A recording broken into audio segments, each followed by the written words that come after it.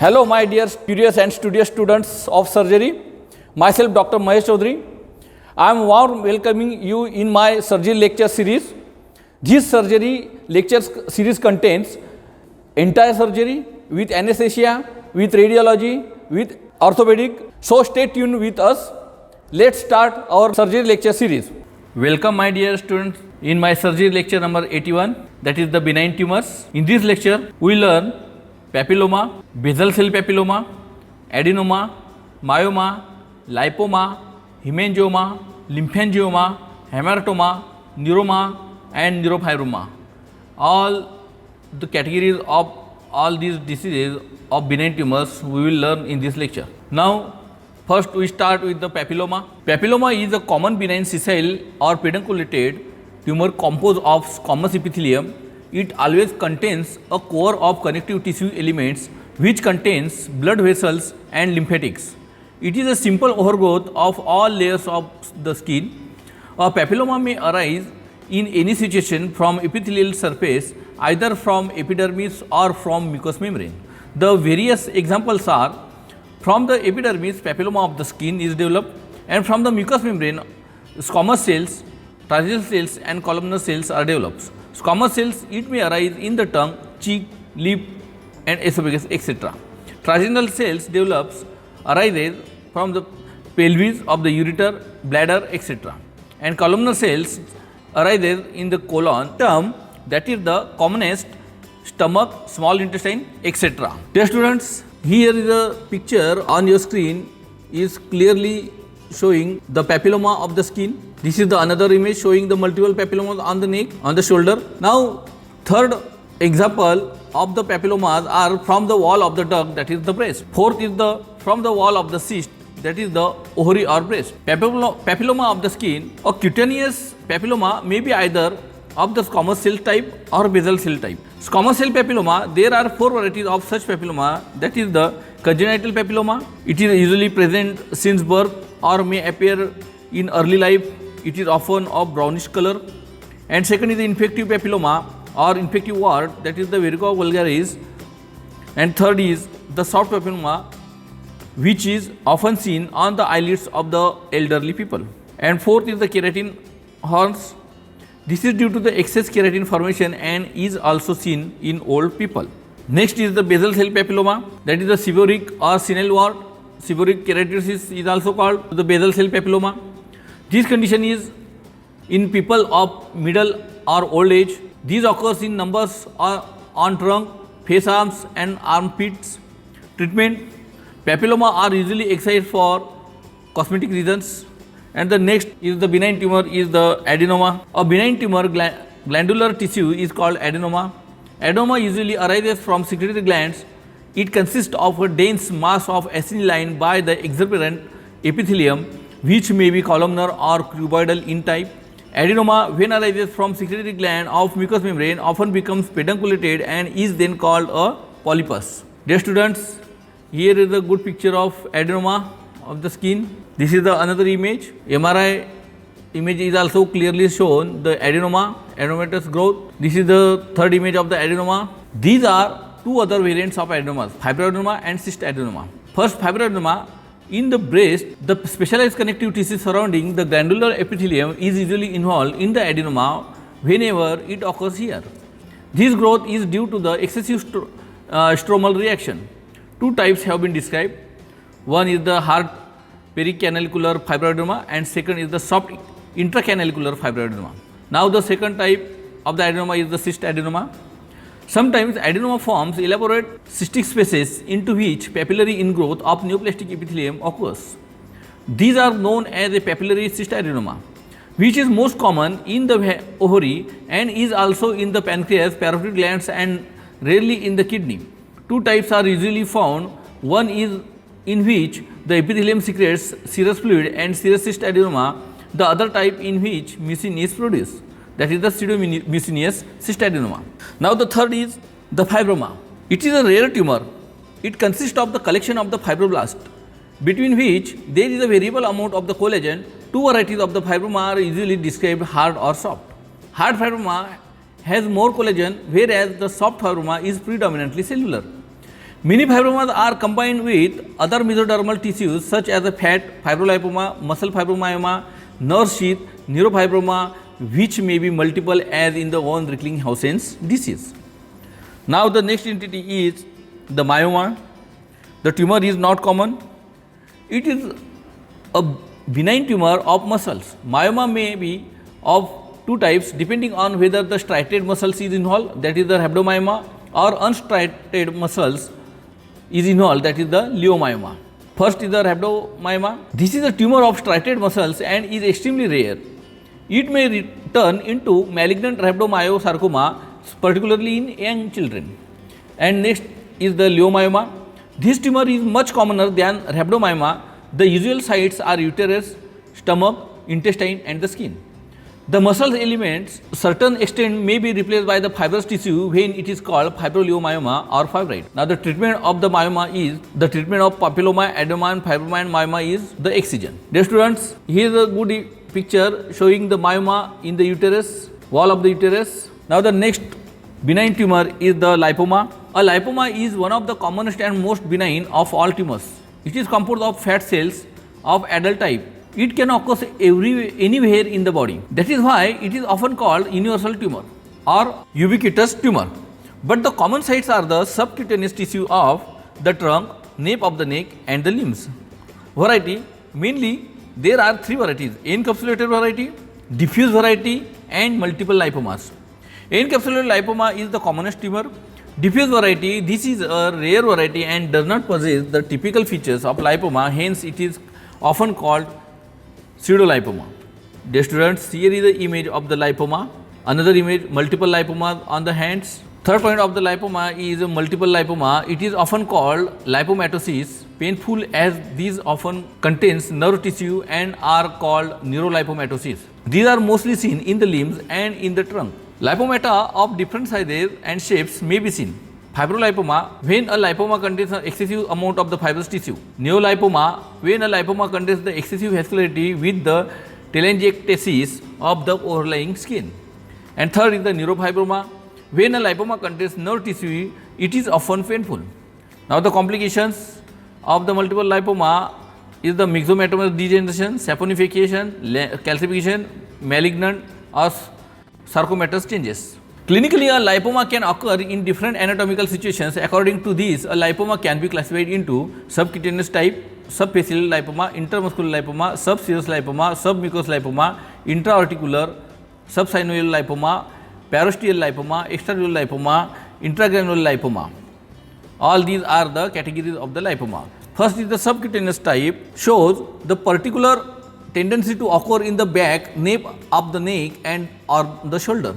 Subcutaneous lipoma is usually sessile. Subfacial lipoma, treatment is the urgent excision of the tumor.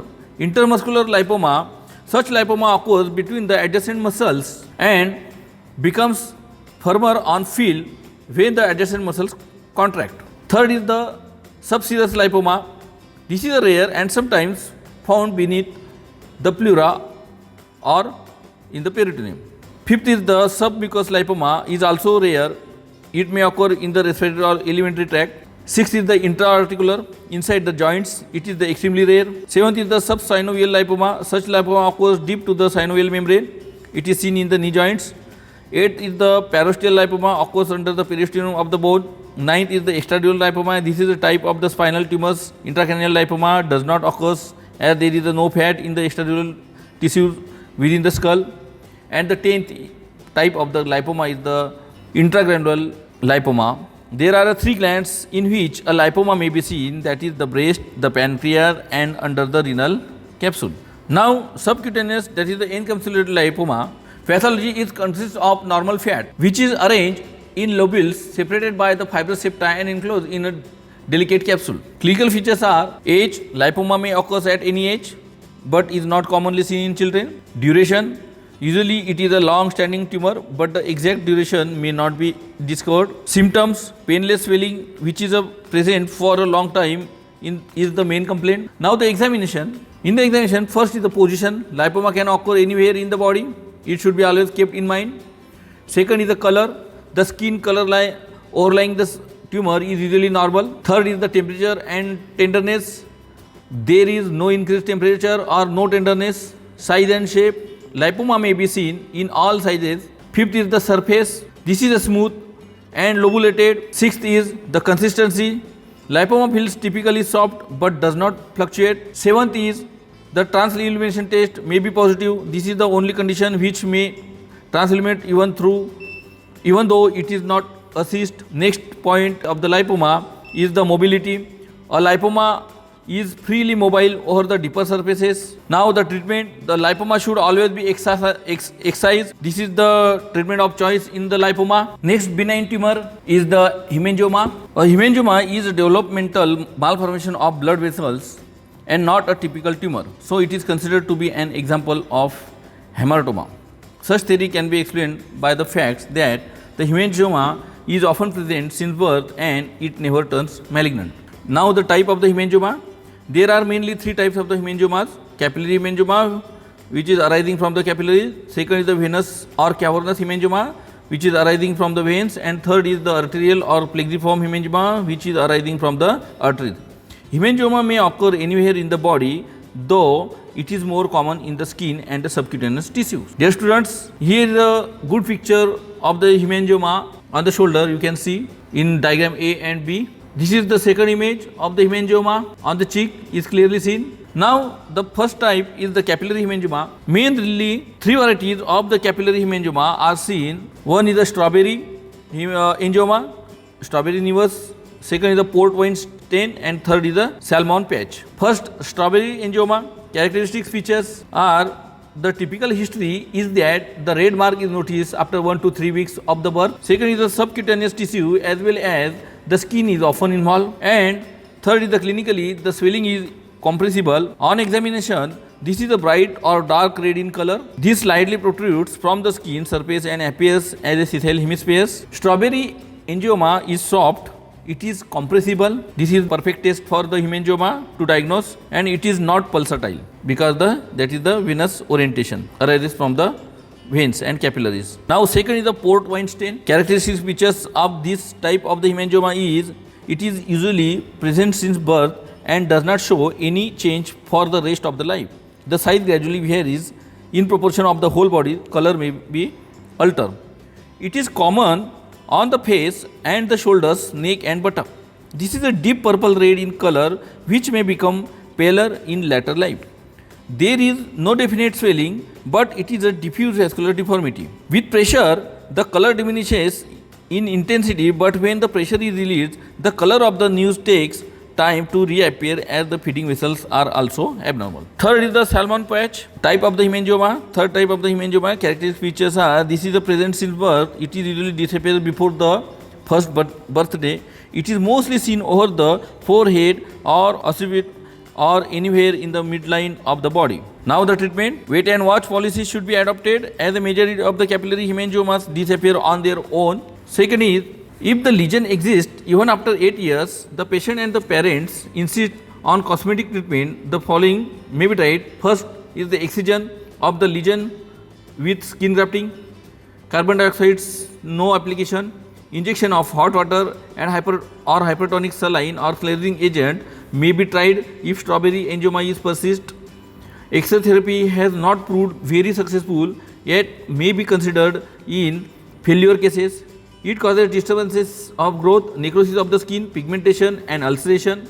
And the next is the injection of steroid. Sturge-Weber syndrome, that is the syndrome is a facial port wine stain may be associated with the hemangioma of the ipsilateral cerebral hemisphere, which may lead to Jacksonian epilepsy. Now the cavernous hemangioma, it consists of multiple dilated venous channels. It is a spongy swelling. Characteristics of this cavernous hemangioma are it is usually present since birth. It does not show any tendency to involution. These are always raised from the surface and the localized swelling. These are bluish in color as the content is venous blood. These are non-pulsatile. Compressibility can be seen. Continued pressure on and squeezing will drive the blood out the lesion and swelling crumbles. Next is the common sites are of this cavernous hemangioma is face, cheek, ears, in the mucous membrane of the lip, mouth and tongue, in the organ like liver, kidney and brain also. Now the treatment of the cavernous hemangioma is conservative treatment is more often required in the form of injection of closing agent into the lesion. In this respect, 3% sodium mercurate is quite effective. Otherwise, boiling water or hypertonic saline may be tried. The injection is given once a week for a few times up to 6 weeks if necessary. Second is the cautery treatment may be applied to the hemangioma. A needle is pushed into the hemangioma and its end is touched with a dithyramine node. Surgery is a better treatment in the swelling is small and localized condition. The feeding vessels are first ligated and the whole lesion is excised. Dithyramine may be used to control the hemorrhage. Such excision may be made easier with preliminary conservative treatment. Third is the arterial or plexiform hemangioma. It is a type of congenital arteriovenous fistula. There is a pulsatile swelling of arteries and the veins become arterized, that is the tortuous and thick walled and pulsatile, feeling like a bag of pulsating earthworms. This is often called cricoid aneurysm. Such cricoid aneurysm is commonly seen on the forehead or in the scalp over the temporal region. Now the treatment of this arterial or plexiform hemangioma are ligation or feeding vessels, therapeutic embolization of the feeding artery. After ligation of feeding vessels, excision of the lesion with dithyramine. Now the next point of this lecture is the lymphangioma. The origin lymphangioma, like hemangioma, is a congenital in origin localized cluster of dilated lymph sacs in the skin and subcutaneous tissues which cannot connect into the normal lymph system, grows into lymphangioma. Now the types of the lymphangiomas are mainly there are two types of the lymphangiomas. One is a superficial variant, presents as the circumscribed lesion which appears as small blisters and slightly elevated skin patches. These lesions are called lympangioma circumscriptum. And second is the deep lesion are large, cystic, translucent and may be seen in the neck, mediastinum or axilla. They are called cystic hygromata. Dear students, here is the image clearly seen on your screen is the lymphangioma. Second image of the lymphangioma. Now the clinical features. First is the age lympangiomata are present since birth. Symptoms, usually the disfigurement is noticed by the child's parents. Sometimes small vesicles may leak clear fluid. On examination, sites lympangioma circumscriptum are found on the junction of the limbs and the junction of the neck with the trunk, that is around the shoulder, axilla, buttock and groin. Color, skin vesicles contain clear fluid and looks yellow or watery. When such vesicles contains blood, they turn brown and even black. Now the size, lympangioma circumscriptum are small lesion, whereas the cystic hygromata are big lesions. Consistency, lympangioma is soft and spongy. There are translucent swelling, fluctuation and fluid thrill are present. And fifth is the regional lymph nodes usually do not enlarge until and unless the lesion gets infected. Now the treatment, surgical treatment is the treatment of choice. Radiotherapy has no place. Now the next point is the hematoma. The term hematoma was first coined by the Albrecht in 1904. The term hematoma is derived from a Greek word which means fault or misfire. Its origin meaning was missing the mark in spear throwing. A hematoma is a developmental malformation consisting of tumor-like overgrowth in which the tissues of a particular part of the body are arranged haphazardly. Common lesions included in this group are begins pigmented moles, majority of angiomas and neurofibromas. There is no true capsule. Dear students, here is the image on your screen. You are watching the hematoma of the lung. First is clearly seen in the X-ray and second film is showing in the CT scan of the lung, CT scan of the thorax. The characteristics of features of hematoma are: most hematoma are present at birth or in early years of the childhood, but usually only those are exposed area like the skin and the mouth. Second is its growth is coordinated with that of the surrounding tissues and growth stops after adolescence. Third is that it may regress, which is typically seen in the strawberry hemangioma. It may be multiple, typical example being neurofibromas. There is no capsule around the hematoma. It grows along with its surrounding, so there is no question of any connective tissue consideration. Hematoma is not a tumor, but it is quite possible for a tumor to develop in a hematoma. For all practical purposes, the lesion is benign and it hardly changes into the malignancy. Hematoma may be associated with an obvious chromosomal abnormality. Examples are vascular hematoma known as a hemangioma, benign news angioma, angiomatous syndromes, often multiple, that is the hereditary hemorrhagic telangiectasis, Sturge-Weber syndrome, in which there is a combined hemangioma over one half of the face and hemangioma of the ipsilateral cerebral hemisphere, glomus tumor, lymphangioma, neurofibroma, that is the Horn-Reckling-Hausen's disease, skeletal hematoma, solitary exostasis, and diaphyseal eclasis, adenoma sebaceum. Now, the next point of this lecture is the neuromas. Neuromas are of mainly two varieties, true and false. False neuromas are those which arise from the connective tissues covering the nerve fibers or from the nerve sheath. Neurolemoma and neurofibroma are included in this group. True neuromas are extremely rare and are only seen in connection with the sympathetic system. The sympathetic system originates from the neural crest and develops along two lines, primitive neuroblast and adult sympathetic cells, which may give rise to the tumors such as the neuroblastoma and ganglioneuroma respectively. Second is the chromaffin tissue situated mostly in the adrenal medulla and may produce tumors known as the pheochromocytoma. Now the next is the neurolemoma, that is the schwannoma also called. Lot of the controversies are still existing about neurolemoma arising from Schwann cells of the neurolemma and neurofibroma. It must be remembered that whereas the Schwann cells are derived from the neural crest, neurolemoma is ectodermal in origin. Neurofibroma arises from the elements of the perineum and endoneurium and the mixture of the ectoderm, mainly mesoderm. Dear students, here is a clear picture of the neuroma, is clearly seen on your image. This is the cerebral neuroma, is clearly seen in the CT film of the brain. Neurolemoma is a benign, well encapsulated tumor which forms a single round or fusiform firm mass on the course of one of the larger nerves. Schwannomas are white to grey, firm, circumscribed, well encapsulated lesion. Now the pathology. Microscopically, it consists of the Schwann cells, the long slender cells from twisted band and have elongated nuclei which show palisading arrangement or rare arrangement in the holes. Basically, two types of the tissue can be noticed in such tumors. First is the fascicular and second is the reticular tissues.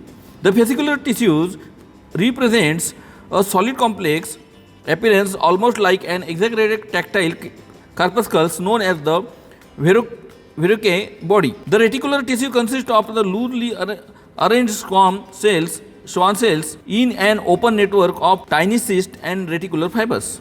The neurolemoma is essentially a benign lesion and does not show any tendency to malignant transformation. Now the treatment of this neurolemoma, that is the excision of the tumor, is the treatment of choice. As the tumor displaces the nerve, it can be easily dissected from the nerve without damaging the nerve. Now the last point of this lecture is the neurofibroma. This is a tumor arises from the connective tissue of the nerve sheath. This is a developmental disorder and is often considered as a hematoma and not a typical tumor. Such disorder often runs in families. Majority of the neurofibroma arises from the endoneurium, the innermost connective tissue covering of the nerve fibers. Following are the varieties of the neurofibroma, that is the first is the local or solitary neurofibroma, second is the generalized neurofibromatosis, and third is the plexiform neurofibromatosis, and fourth is the elephantiasis neurofibromatosis, fifth is the cutaneous neurofibromatosis.